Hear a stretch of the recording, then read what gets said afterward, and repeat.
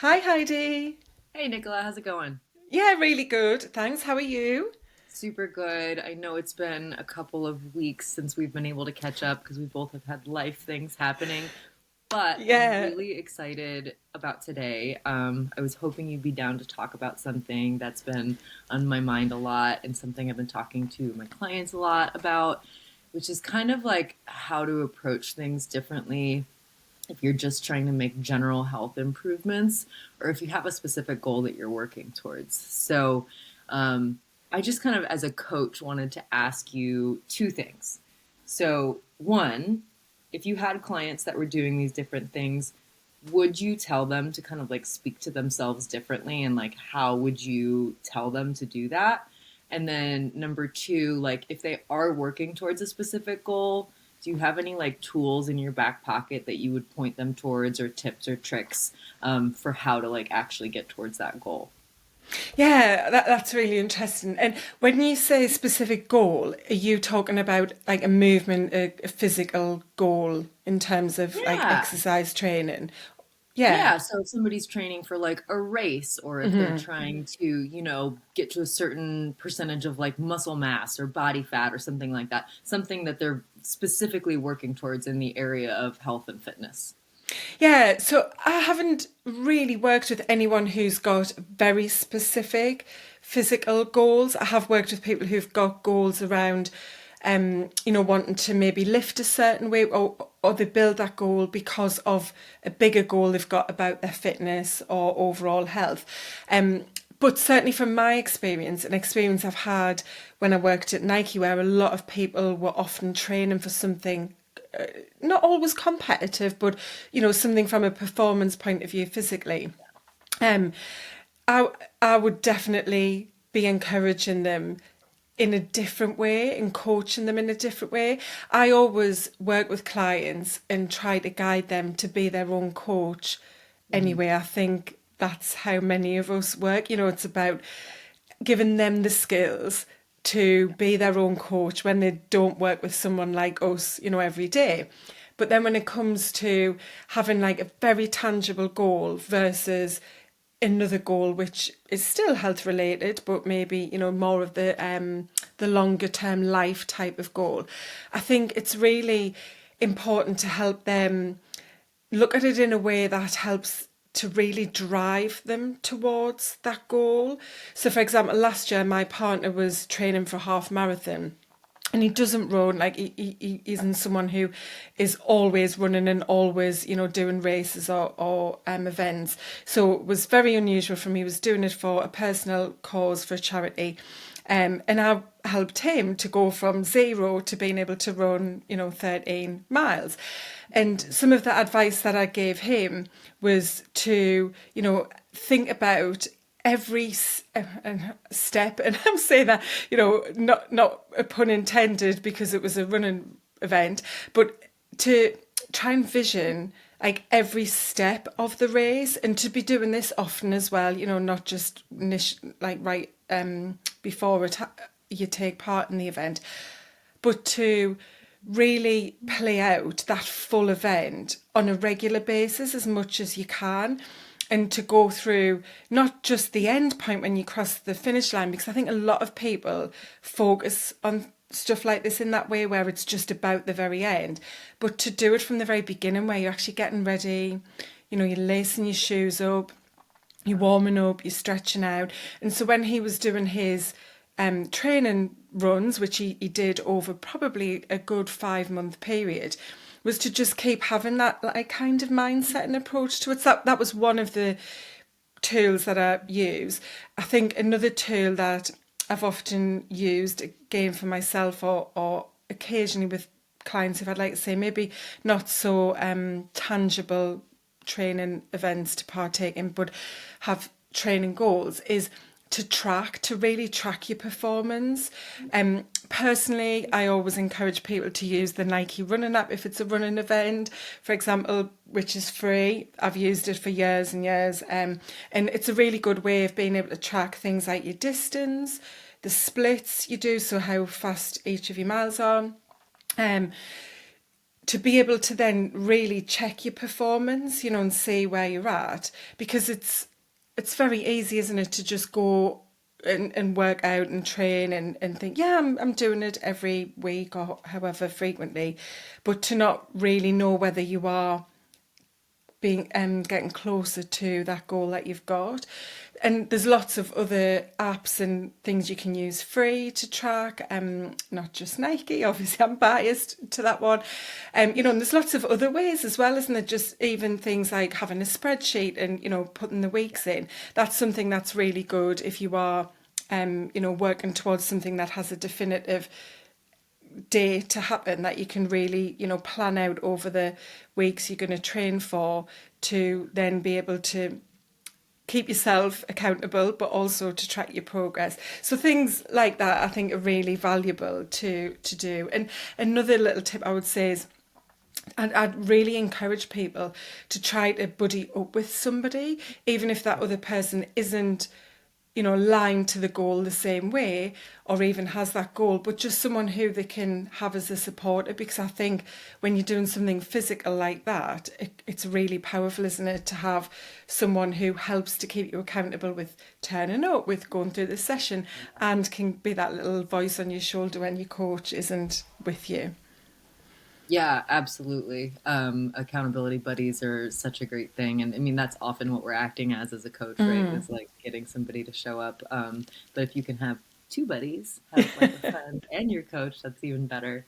But I love that you brought up visualization. Like I hadn't even thought about bringing that into the equation here, but oh my gosh, that's such a great tool to use. And I really like also just differentiating between first and third person visualization, you know, like being able to see it happening through your own eyes, crossing that finish line. And also, to your point, you're not just visualizing the celebration, but you're also visualizing the hard work and getting through it and being able to make it to the other side. But then also being able to like turn the camera on yourself, so to speak, and visualize what it looks like from the outside to see you crossing that finish line or achieving that goal or whatever it might be.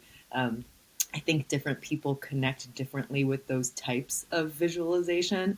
And so it can be really interesting to try them both out and see kind of what feels more powerful for you. So absolutely love that you brought that up. And yeah, you know, it's really I think it's super interesting because you and I talk about a lot like that, giving yourself grace and, you know, going easy on ourselves. But from my perspective, I do think that that shifts a little bit if you have a specific goal that you're working towards, you know. So I've developed this program that I'm going to release soon called Booty Burn. And it's all about just like glute growth, right? And getting stronger. And yes, there's like an aesthetic component to that, but I also really wanted to develop it because I've realized that bending over to pick things up, you know, everybody tells you you should squat down instead of bending and like risking hurting your lower back.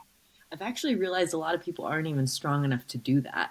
So Yeah. it's also like a functional movement, right? That we all need to improve upon.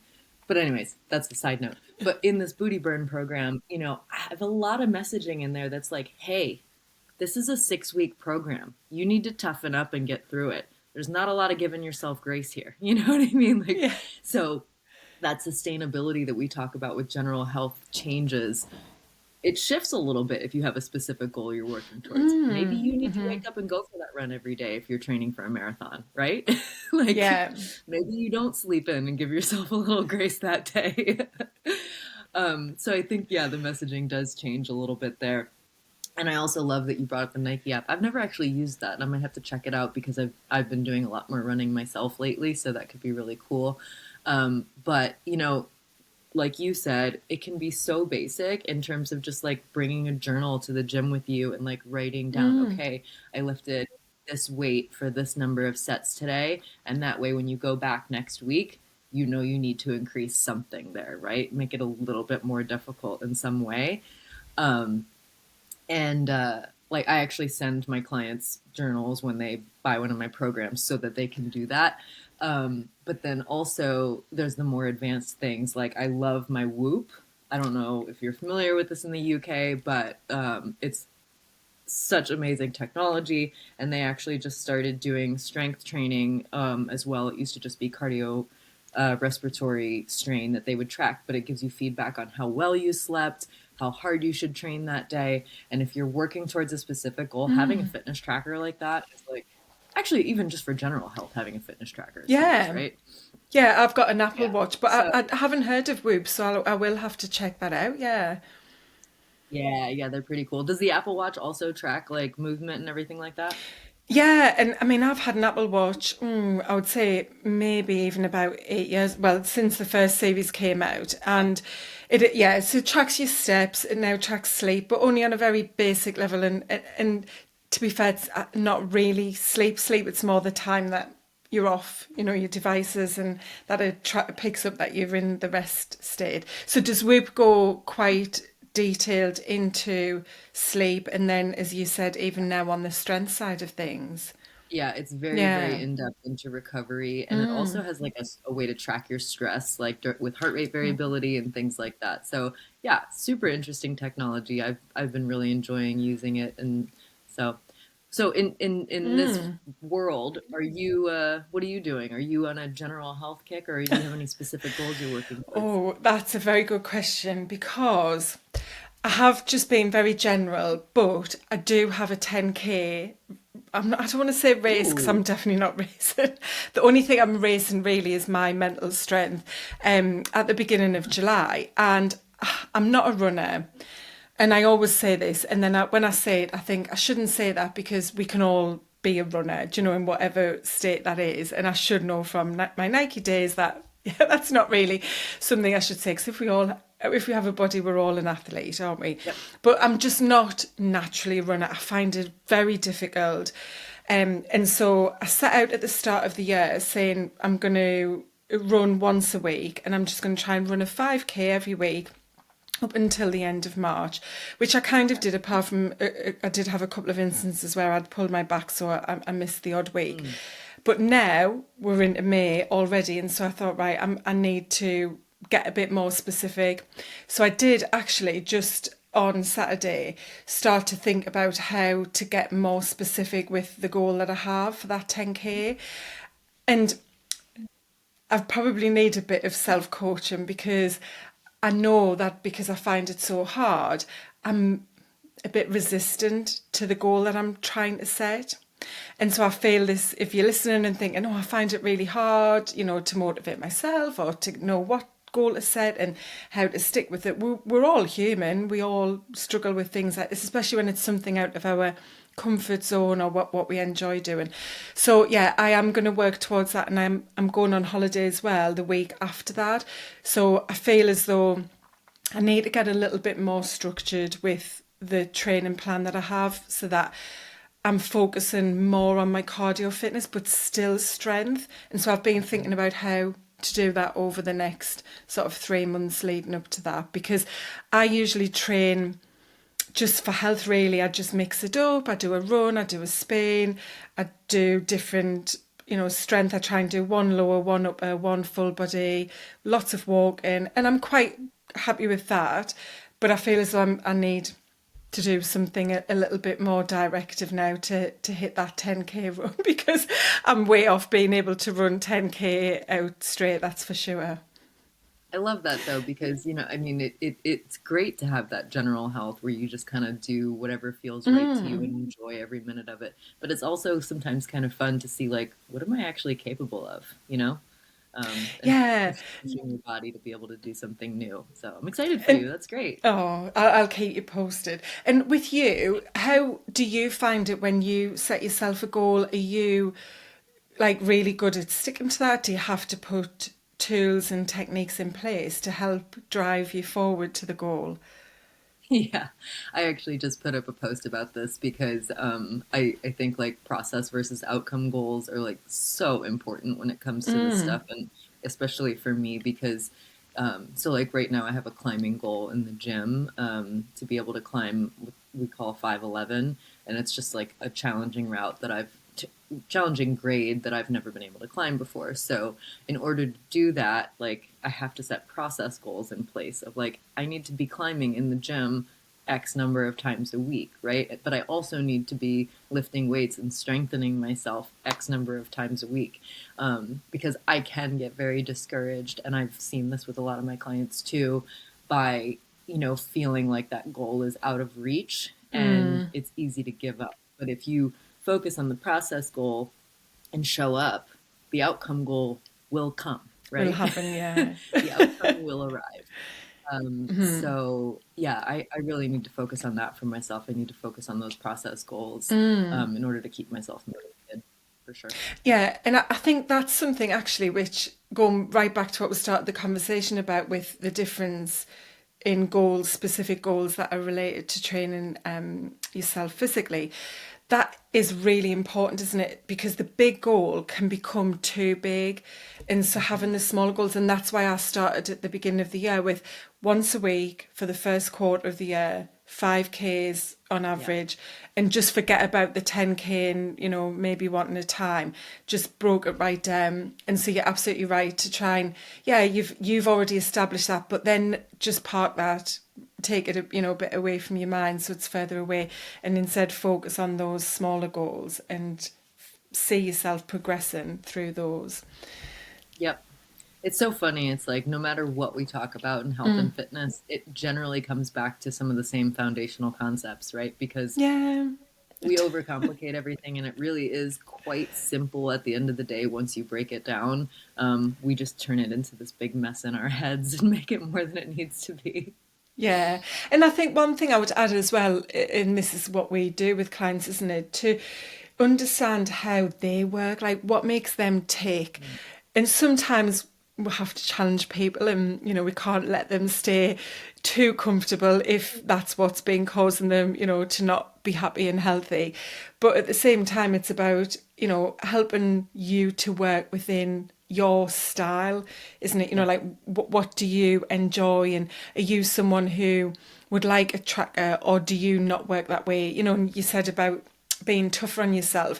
There's certainly people who I've known that don't appreciate that kind of hard, like, attacking mentality from a trainer. But I like that. I always have liked that when I'm working out. I like someone to be like, come on, Yeah. kind of really try to beast you and push you forward. So, you've got to know what's going to make you tick and perform, because it could have the opposite effect where you go a little bit defeatist and Yeah. retreat away from it if you don't enjoy working in that way. So yeah, it's Yeah. important to know what helps you to Yeah. progress and be challenged. Yeah, and if you're super new to all of this, like there's nothing wrong with trial and error, Yeah. trying different ways, different approaches to see what works for you. It's not failure to try one way and see that it doesn't work. All that means is that it doesn't work for you, and you try something new. Yeah, So, good well, I love this advice. topic today, Nicola. This was Yeah, awesome, and I look forward to seeing you next week. me Um, too. Have a and good great luck with your week. running this week. Yeah, I feel motivated now. Good. I love it. All right, talk soon. Bye. Bye.